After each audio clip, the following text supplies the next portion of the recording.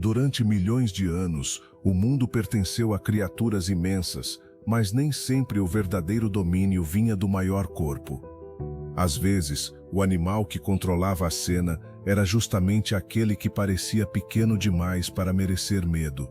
Ele não precisava esmagar o chão para ser temido, porque a sua vantagem não estava no peso, mas na precisão.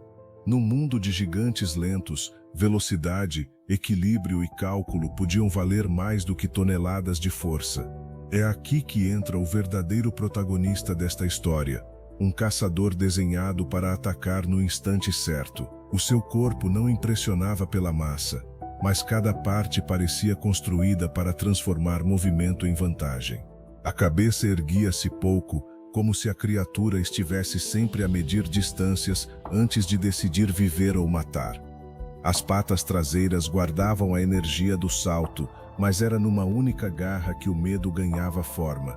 Não era a mordida colossal de um monstro gigante, era a lógica fria de um golpe colocado no ponto certo. Para dominar, ele não precisava parecer invencível, bastava parecer inevitável. O ambiente ao redor não era um palco neutro, era uma arena viva de lama, folhagem espessa e visibilidade traiçoeira. Cada sombra ajudava o caçador, e cada distração custava segundos que um herbívoro talvez nunca recuperasse.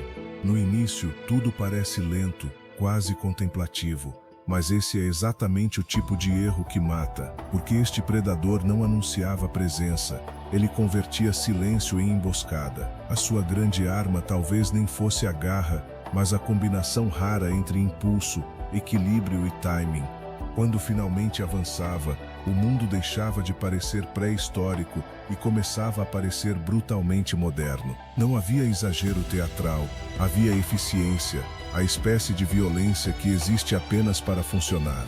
É por isso que tamanho, sozinho, quase nunca explica supremacia num ecossistema.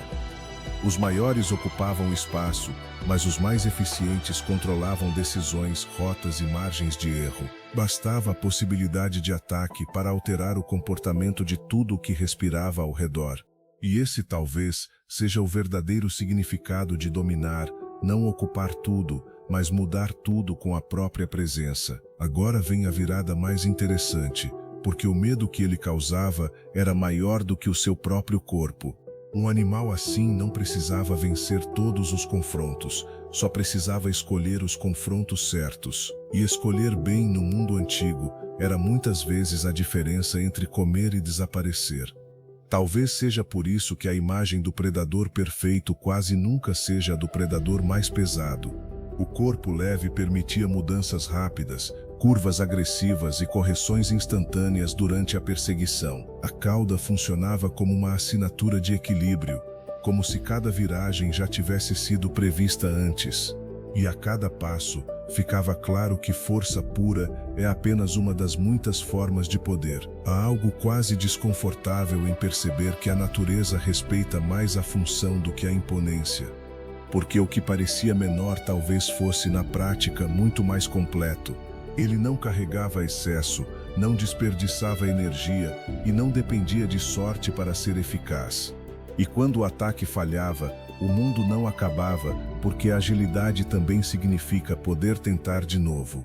Essa capacidade de corrigir o erro talvez valesse mais do que qualquer aparência de invencibilidade. Agora imagina viver cercado por criaturas enormes e ainda assim ser uma das presenças mais perigosas da paisagem. É aqui que o título desta história deixa de ser provocação e começa a fazer sentido. Dominar não era ser o maior, era ser o animal que obrigava os outros a mudar primeiro. Mesmo quando não matava, ele controlava ritmo, direção e distância de quem queria continuar vivo. Esse tipo de poder é mais difícil de notar, mas talvez seja o mais sofisticado de todos. E há ainda outro detalhe perturbador, porque predadores assim parecem feitos para explorar hesitação. Um segundo de atraso, um passo mal calculado, uma curva tarde demais, e o equilíbrio desaparece. A natureza do passado era feroz, mas não era aleatória. Ela premiava sistemas corporais extraordinariamente bem afinados. E por isso criaturas assim parecem mais modernas do que muitos dos gigantes que as rodeavam. A próxima virada é ainda maior, porque talvez a verdadeira supremacia nunca tenha sido uma questão de brutalidade. Talvez tenha sido, acima de tudo, uma questão de informação corporal instantânea. Ver primeiro, ajustar primeiro, atacar primeiro, recuar primeiro, sobreviver primeiro. É essa sequência invisível de escolhas que transforma um caçador moderado em força dominante. No imaginário moderno, costumamos adorar monstros enormes, mas a realidade antiga podia ser muito mais subtil. O terror mais consistente nem sempre vem do que impõe volume, mas do que impõe precisão. E isso muda completamente a maneira como olhamos para os predadores do passado. Em vez de imaginar apenas força esmagadora, começamos a ver desenho, adaptação e estratégia em movimento. Talvez seja esse o motivo de certas criaturas desaparecerem, mas nunca deixarem de parecer avançadas. Elas não parecem apenas antigas, parecem versões brutas de soluções que ainda reconhecemos como superiores. Porque quando uma forma de vida se aproxima tanto da eficiência, ela atravessa o tempo com autoridade. E chegamos então à ideia central desta história, a de que poder real raramente precisa de excesso. O maior pode impressionar de longe, mas o mais eficiente decide o que acontece de perto. No fim, a Terra Antiga não pertencia apenas aos colossos, pertencia também aos corpos capazes de erro mínimo, e talvez seja por isso que este predador continua tão inquietante, mesmo depois de desaparecer há eras. Porque a sua lição continua moderna. Vencer não é ser enorme, é ser superior no momento decisivo.